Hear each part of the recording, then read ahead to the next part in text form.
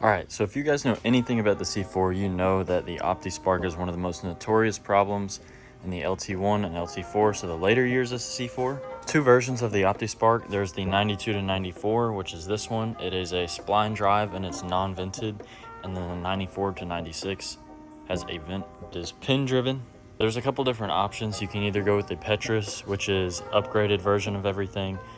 It's all of them are vented no matter what year. And for the later model years, you can do an LS PCM swap and do LS style coils. And they actually just came out with a version for the older years like mine, but I just didn't want to spend that much money right now. So I just got a cheap little Cardone manufactured one. People swear by the Petrus or the upgraded versions, but for now, this will do just fine for me. Since the car is running so bad, I literally just want to get it driving well again. Maybe with some big performance upgrades, I will switch to a coil conversion in the future, but like I said, for now, this will do just fine. We got our gasket set, got the water pump gaskets and the water pump seal gasket because it is spline driven. And then this, I think this is for the timing cover. I'm hoping it's for the Opti seal, but if it's not, then I'll just have to run and go get one. I have some plugs, plug wires, and then the water pump seal install tool. If you guys don't know, you need this seal tool in order to properly install the seal for the water pump, because the teeth on the spline will just totally chew up the seal and it will leak oil everywhere, all over your Optispark, and ruin it, which is actually why I'm having to replace this in the first place, is because there's a crazy oil leak all over it. Already got the car pulled in here, and all we got to do is jack it up and drain the coolant, and then we can get to working on it. All right, so I'm going to start by, I just took these sensors off, and then you want the one for the idle air control valve down here at the bottom. So all these sensors are off the throttle body. You don't have to take the throttle body off, but I'm going to, just because it makes it that much easier to get the water pump out. But it's just a few of these connectors right here. You have to take this little boot section off right here, which is just a flathead screwdriver, and then 4 10mm on the throttle body itself.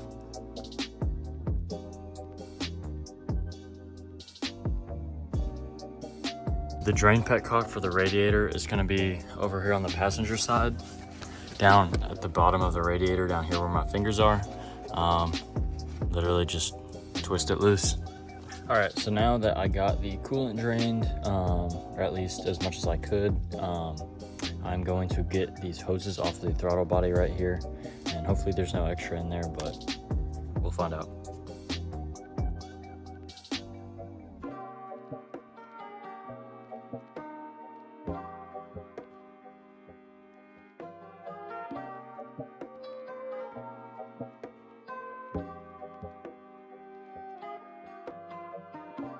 So got the belts off. All you have to do, I'm on the passenger side of the car right now, get your wrench, push, and then just pull the belt off of that one pulley, and that's going to allow it to go all the way down, stretch all the way out, and it's going to get out of the way of the bolt for the water pump.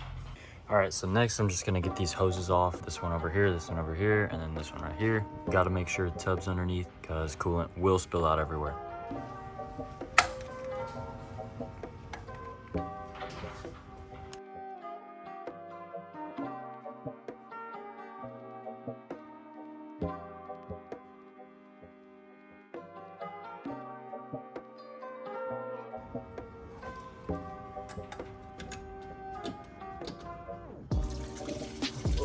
There we go.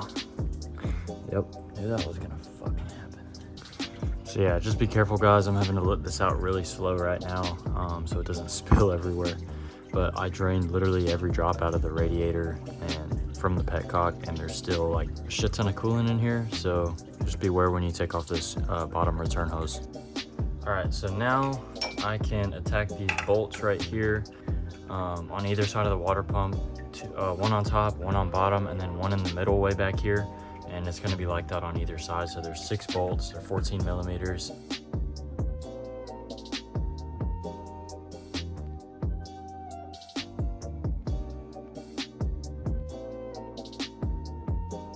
So got all the 6 bolts out.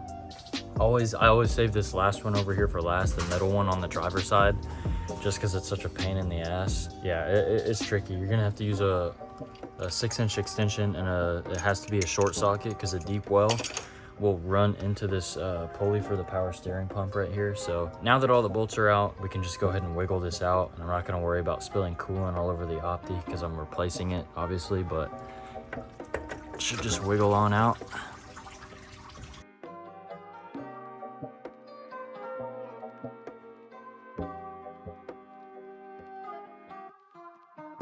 All right, so now that I've spilled coolant all over the fucking ground, I have a clear view of the Opti. So here is the water pump seal that I was telling you guys about that is leaking oil everywhere. It could be the Opti seal itself, but as you guys can see, it's filthy in here. It's got a terrible oil leak. Yeah, all down there. Oh my gosh. Yeah, we're gonna get all that cleaned up. Now what's next is to take off this dampener right here, which I believe is 3 10mm bolts. And then it should just pop right off, and then we can get the Opti out. All right, so now I'm just gonna get these 3 10mm out from the Opti itself, right here, here, and then on the bottom.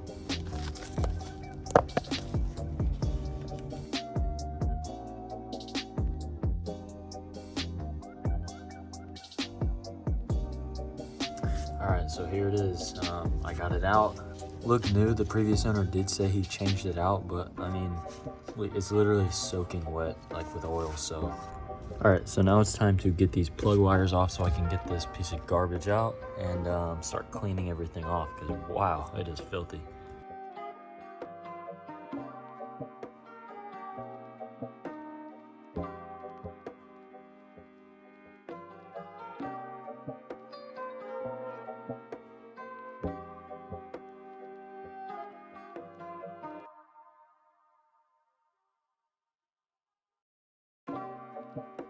All right, so doing a little thread repair because the spark plug, the new one, wouldn't thread in all the way.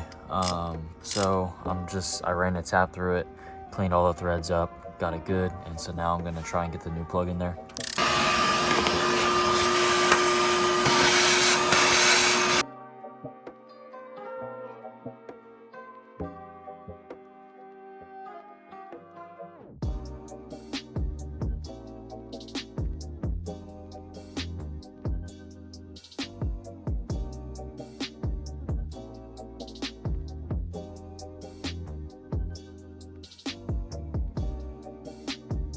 So as you guys can see, I started on the driver's side over here.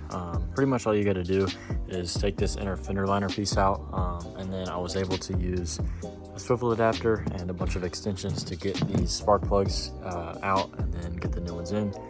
All right, so now that I got all the plugs and wires run, it is now time to start throwing the balancer back on as well as the water pump. So what I'm gonna do right now is just get my scraper and scrape off all the old gasket and RTV from the block.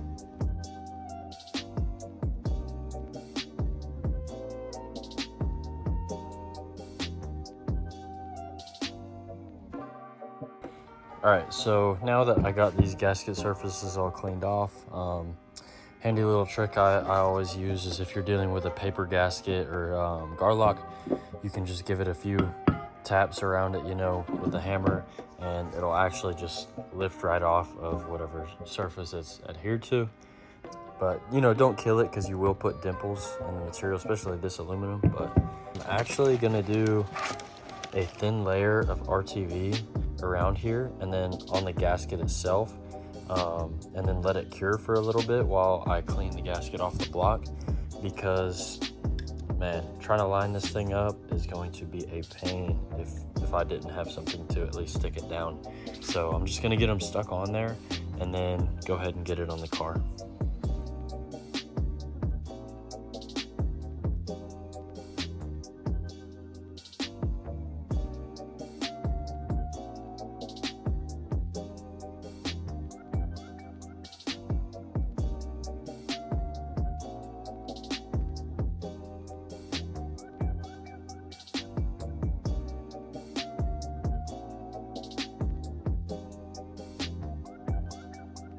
All right, so as you guys saw in that time lapse, I got everything back together. I didn't really, go too slow on it just because, it came apart the same way it goes back together. Just bolting the water pump up and then plugging everything back in. So I got everything ready to go. I got the car drinking some coolant. and I'm about to fire it up and see how it runs so I can get the coolant all into it.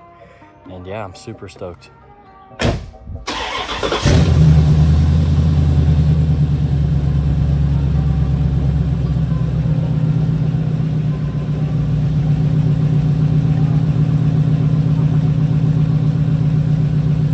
Well, as you guys heard just now, it sounds so much better.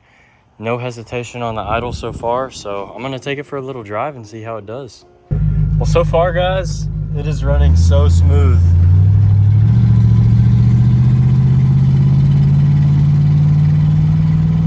No more hesitation around 2,000–3,000 RPMs. It's just full smooth acceleration. Before, it was noticeable, you know, and it was backfiring and everything. It was terrible, but it's actually such an improvement, guys. It's even a lot more powerful too, I won't lie. So much better.